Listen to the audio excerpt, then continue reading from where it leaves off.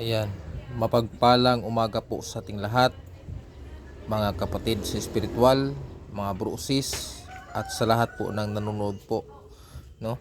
Welcome back po sa aking munting channel, ang Sikihor Healing Island.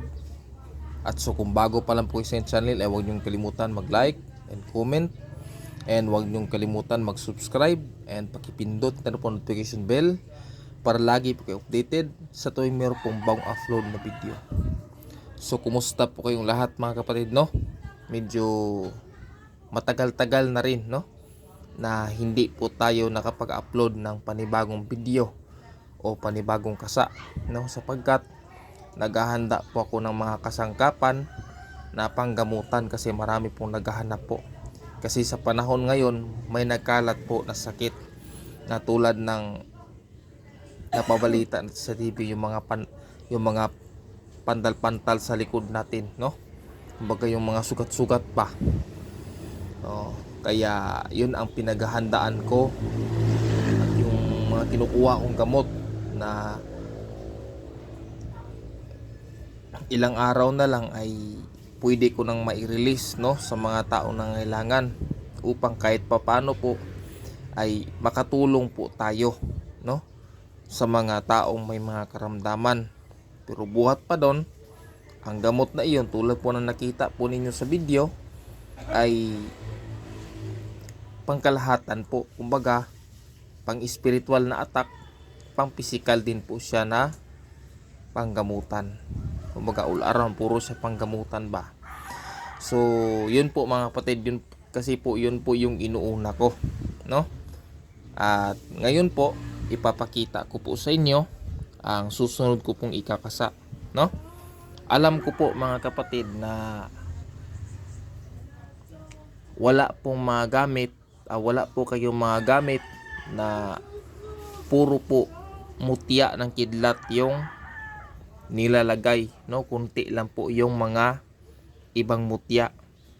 Kaya magkakasa po ako mga kapatid sa kauna-unahan ko pong kasa nitong gamit nito. Ayan. Dito ko po yan ilalagay. Ayan. Dito ko po ilalagay yung mga mutya. At meron pa po akong ilalagay sa gitna, no? Para maganda naman sa tignan. Pero importante, hindi naman basihan yung pagandahan sa pagkakasa ng gamit. Ang importante, may bisa po, no? May bisa po at nakakatulong po sa atin sa pang araw-araw na pamumuhay dito sa mundong ito, no? Bilang pananggalang o baluti sa ating katawan. So dito ko po ilalagay yung mga bawat mutya. Yun, ito po yung mga mutya ng kidlat na kahit ganyan lang yan, basta tunay po, no? No, basta tunay. Yan. Lalagyan ko po yan dyan. Ilalagay ko po yan dyan. Bawat kasa, lalagay ko po dito. Ilalagay ko po dito. Yan, bawat dito po. Sample lang po ito ha. Ito, bawat ganito. Yan. Diyan ko po ilalagay yung mga mutya ng kidlat. At saka haluan pa natin ng dinurog na haringbakal na kabal na bato, no? Haringbakal po. Kasi pag pinatunog mo siya, para po siyang bakal tumiting, mga ganun ba? Tumutunog, parang bakal siya pag pinatunog. So, ito po yung gagawin nating kasangkapan. Pero more on, mas marami po dito yung mutya ng kidlat. Kasi gusto po natin yung puwersa nito maging ano siya, maging malakas yung puwersa niya kasi purong-puro siya mutya ng kidlat. Ngunit ito po ay sapat na po ito, no? Kasi ito mga 3 uring mutya ng kidlat po ito. Muli, 3 uri po ng mutya ng kidlat. Mula sa silsil, pangil at saka bagang. 3 uri po ito. Yan. Ito naman yung kidlat universal.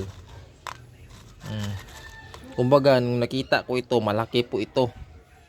pero hindi siya pwedeng ipintas kasi malaki. Kaya tipak mo siya yung nakita ko, binasag ko na lang para maipangsasangkap po tayo. Yan, ito po yung kidlat universal. Yan. Tsaka alam naman natin ang kidlat, pinakamataas na antas po yan sa uri ng mga mutya. Kahit tipak lang po yan ay sapat na po yan, no? Tulad po ng sinasabi ko po sa inyo nung una, no, kahit tipak lang po ay sapat na po yan upang makatulong po sa atin, no? Yan. Kaya abangan nyo po mga kapatid yung upload ko po nito, no? Abangan nyo po mga kapatid kasi ikakasa ko po ito para magkaroon po kayo ng ng purong-puro o mga 80% na purong mutya ng kidlat, at saka yung iba haluan po natin ng ibang mutya para magkombinasyon yung lakas niya, no? Magkombinasyon po yung lakas niya sa gamit po. So yun lamang po, no? Hindi ko na pahabain po ang video mga kapatid. At least pinaalam ko po sa inyo na magkakasa po ako ulit, no? Kasi ilang buwan din, no, nang hindi ako makapagkasa kasi yung gabay po ang nasusunod, no?